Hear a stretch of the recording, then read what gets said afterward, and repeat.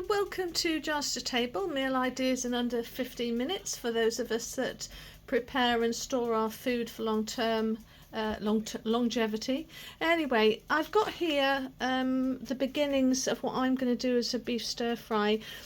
I've got two ingredients here that you've seen in previous videos, one of which is the beef video where there was absolutely amazing stewing beef that I just bought as like a huge flank of it, and I saved some aside because I thought I can do a stir fry with that because I love my stir fries. I had a little bit of that to use up, and I kind of call it my Polish, I don't think it is, but it's kind of my Polish cabbage and pepper half fermented canned preserved vegetables. I'll get it out. Anyway, so it's got carrots, the old ones that I've still got, I've got onions in, but actually it's just white cabbage, carrots and peppers, and it's still got that lovely crunch, and I use it in so many things, and I have enough of these to last me through winter because it's my mainstay. And I'm thinking of doing a series of recipes at some point, or at least do them and then put them in a separate playlist at some point of all the different things you can do with it because they're so versatile. But anyway, today we're going to start off by velveting. I've just taken it out of the freezer, so I've got to, it's going soft now, but I'm going to separate the bits and we'll start velveting. And it is literally, once you've done the prep, which can be done before you go to work, and then you can come back to it, but the actual cooking is 12 minutes, as long as it takes for you to cook rice, basically. Right, so we're going to start the velveting process. The act of wrapping it up in the paper and freezing it already does tenderize the meat to a certain degree anyway. But what I want to do is just double check, because although I've kind of got to work out the size of meat I want in my dish, because I tenderized it before, as you saw in the other video, and I cut it into strips, but I didn't want to be there all day, so I just got to kind of work out the size that I want it to eat it, because you don't want to be doing this later because it's going to be covered in soy sauce. Right, so the meat has pretty much sort of defrosted here, and I've cut it into pieces that I'd like to eat it, so that's something to be aware of. I'm putting in, now this has got to go to taste, so I'm putting in about a teaspoon of garlic, quite garlicky, but you do it to you. I'm putting a little bit of black pepper, probably half a teaspoon. I'm putting a few bits of crushed chilli in, just a few, just for me personally, not a lot.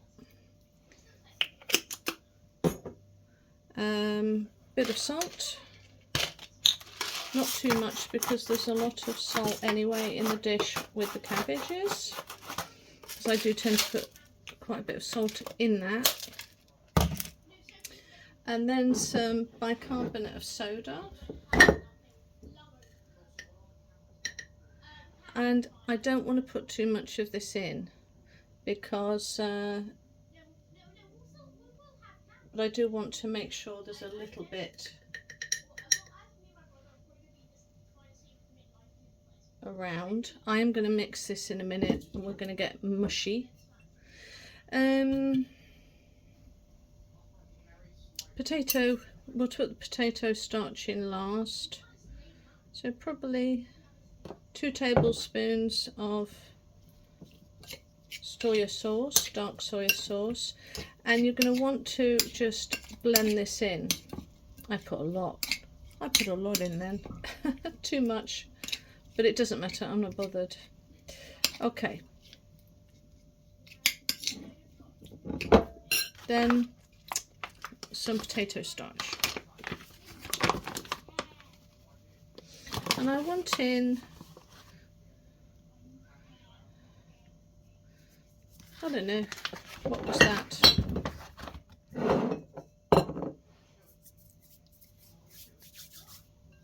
I don't really do sizes, but I don't know, probably a heaped teaspoon.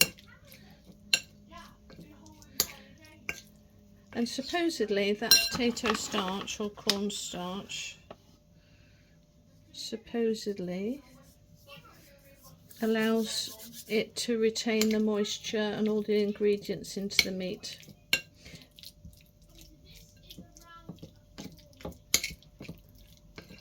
Now, in order for the bicarbonate of soda to work, and we really want these flavours as well, I'm putting it to one side. I'm mushing it all together, and as much as I want to start eating now, I'm going to leave it for several hours. Sometimes people put a lot of bicarbonate of soda before they do any cooking, and then they rinse it all off, but we're going to leave it to marinate in it, but we're going to use a smaller amount of bicarb, so it kind of balances out.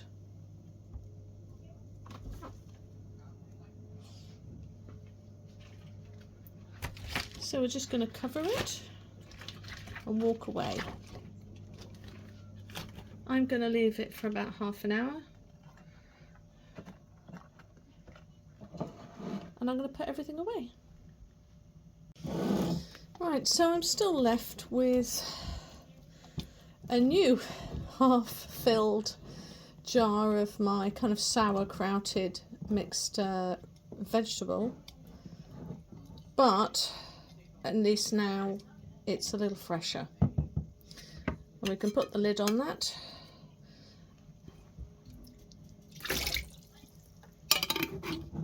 And that's back in the fridge now. This vegetable mix is so good, which is why if I get thick ham and have a ham sandwich, I just put this in the ham sandwich.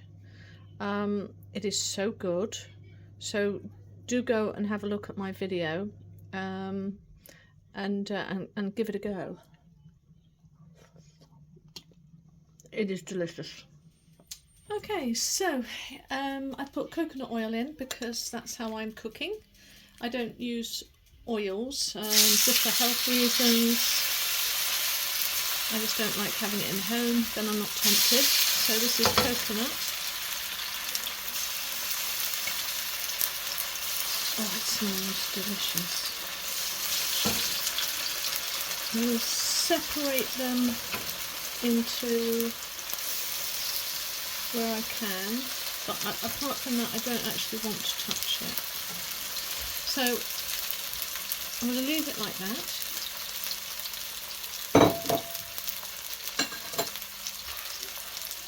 And I'm just going to allow it to seal. And it means don't touch it. Don't touch it, even though you want to. Don't touch it. I'm going to lift one up to see if it's sealed. Yes, it has. So I'm going to break up a few more bits.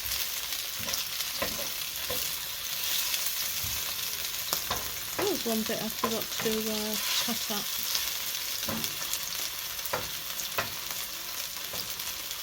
And then once that's broken up sufficiently,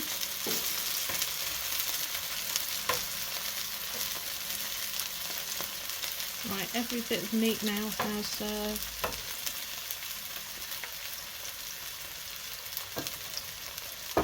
I'm now going to get my veg and I'm going to layer it on top. but I'm not going to stir.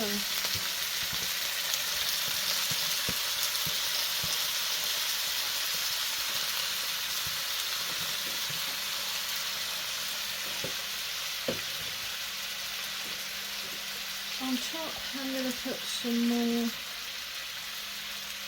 ginger.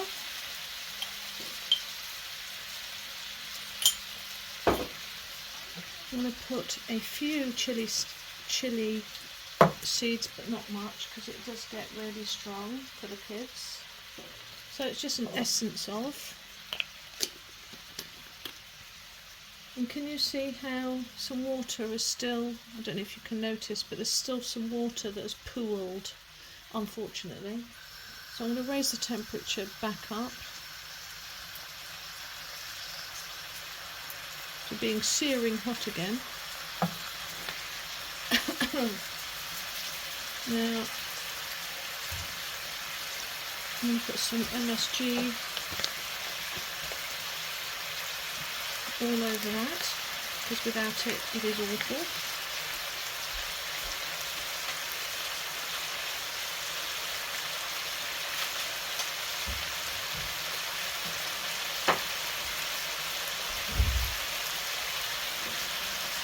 And I think now I'll stir.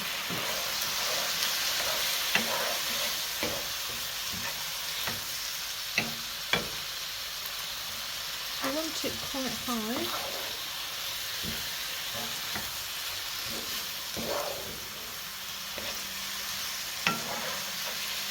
And then once it's thoroughly mixed in, don't touch it.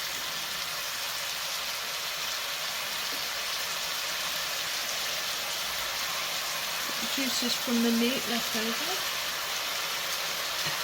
And I put it to its highest because I want all those liquids kind of to begin to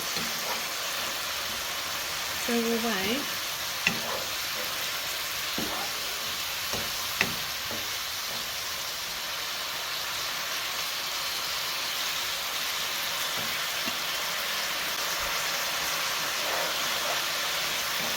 Now here is where you either leave it to be a dry stir fry,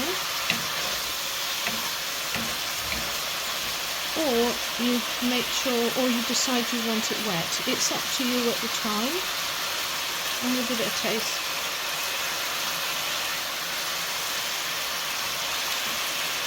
Oh man, that's delicious.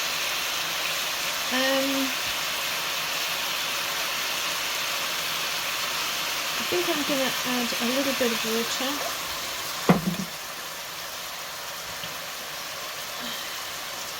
This is just me, I'm just putting in a bit of fish sauce.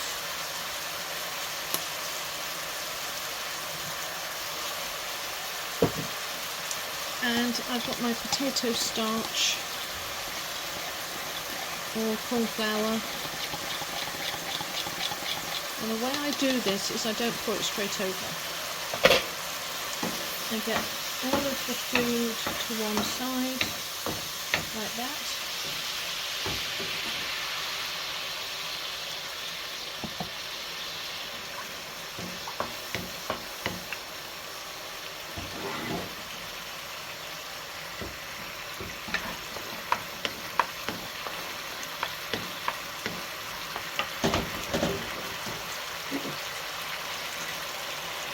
More soy sauce.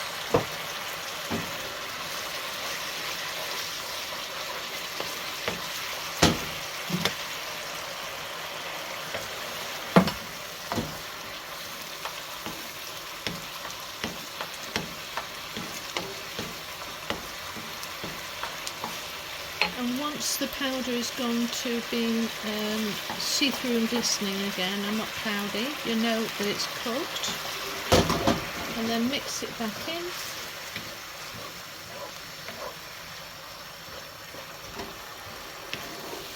And that is your stir fry with sauce.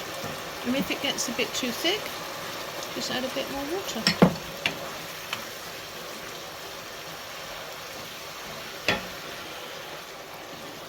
But that is perfect. So all I've got to do now